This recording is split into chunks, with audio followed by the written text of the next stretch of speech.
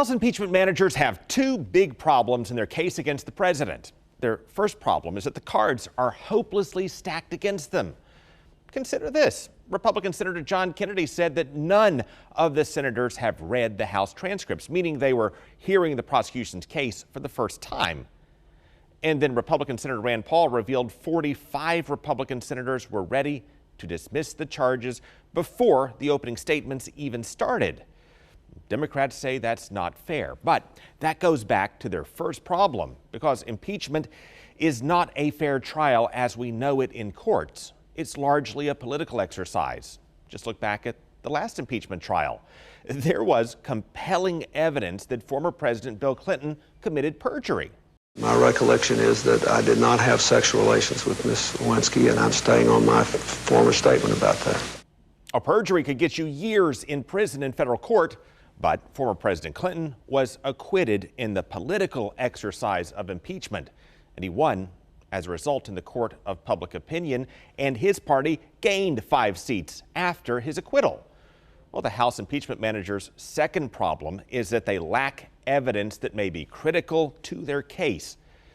Instead of pressing key witnesses to testify and challenging resistance in court, instead of escalating the fight over White House documents and again challenging resistance in court, they rushed it through the House.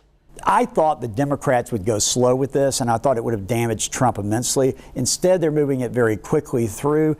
Oh, that's Matt Towery, Newt Gingrich's chairman during the impeachment of Bill Clinton. He said Republican leaders rushed the Clinton case because they wanted to move beyond it.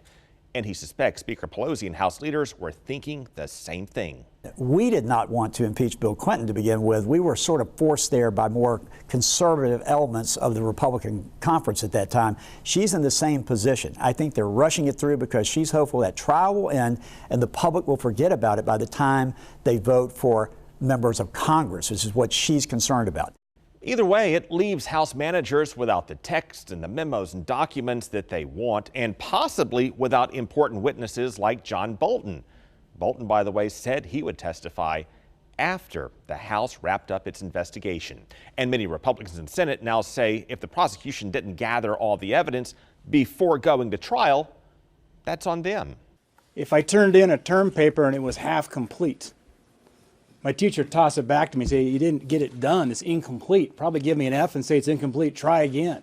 Well, it all leads to a rushed impeachment in the House and trial in the Senate, some woulda, coulda, shoulda for House Democrats, and a near certain acquittal for President Trump, who will surely use his likely exoneration as a key point in his bid for re-election.